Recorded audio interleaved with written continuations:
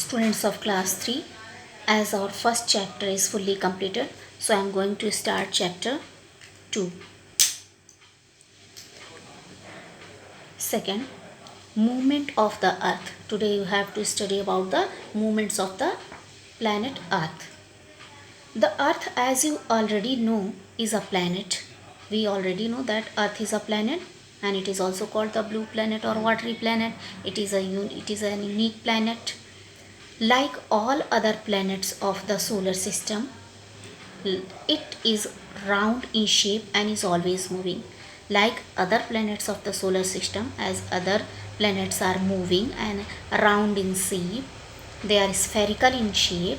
Earth is also like them. Means Earth is also like a ball. Earth is also moving and it is spherical in shape. The Earth has two movements. Earth is moving in two ways.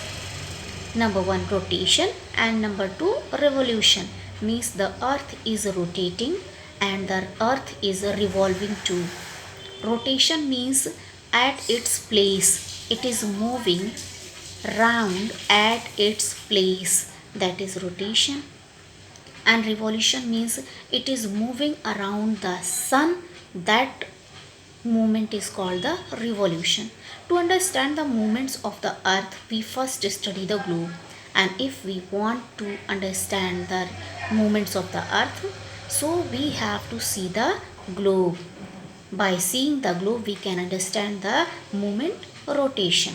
So see the globe. This is the picture of the globe. You can see. Look at this picture. This is a globe. This is called the globe. A globe is a small model of the earth. This is the small model of the earth. Suppose this is earth, because earth is like this. Only a globe can give a correct picture of the earth as whole. Only globe is there. This object is only there, by which you can understand the accurate position, accurate structure of the earth. A metal rod passes through the center of the globe. There is a metal rod which you can see here. The whole rod is not shown because only two ends are shown here. So this is the metal rod and this is imagined an axis, because axis is an imaginary line.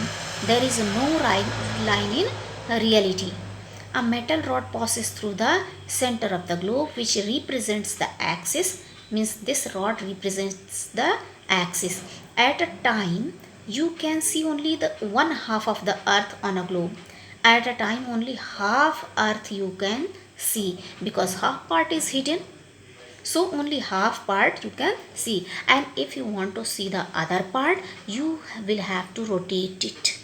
Then you will have to rotate it with your hand, so you can see the other part.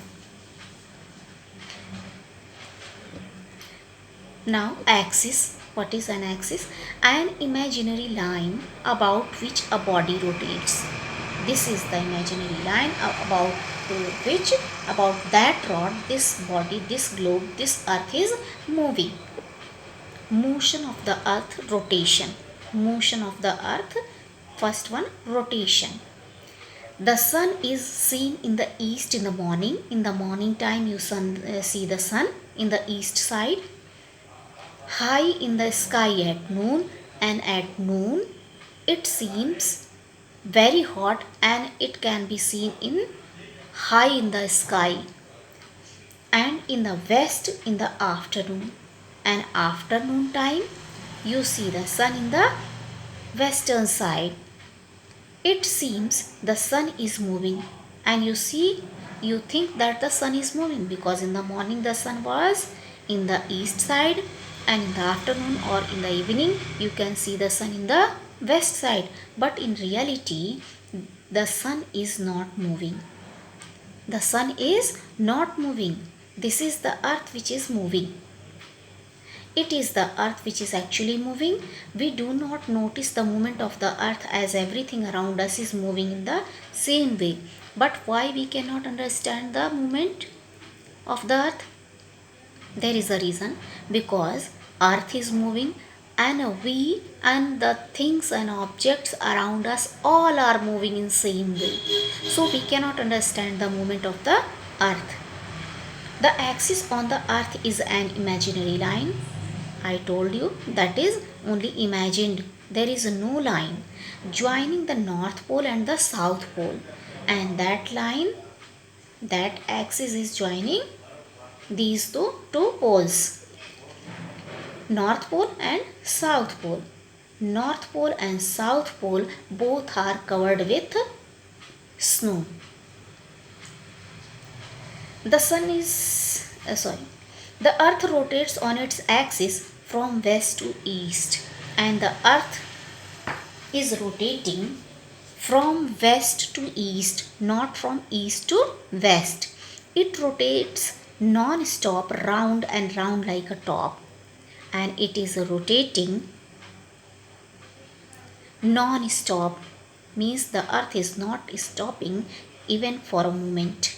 It rotates non-stop round and round like a top you have seen. This spinning movement of the earth is called rotation. So this spinning movement of the earth on its place is called rotation. So I think you can understand now. It causes day and night, and because of this movement, because of the rotation of the earth, day and nights are formed. Day and night. As the earth rotates, as the earth is rotating, only one half of the earth faces the sun. So only this part is facing the sun. When it moves, the other part comes, but only half of the earth is facing the sun.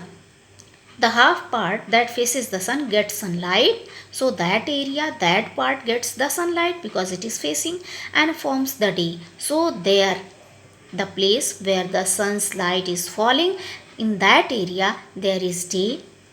The other half part that remains behind the sun, and the other part of the earth which is hidden, which is behind the sun, where there is no light of the sun, receives no sunlight and forms the night. So there is night. There is night. The earth always keeps rotating, as you know, always it is rotating and non-stop. So this cycle of days and nights goes on. So this cycle goes on, means always days and nights change. So this page I explained. In next video I will explain the next page. Till then you have to revise the page and try to understand. Thank you.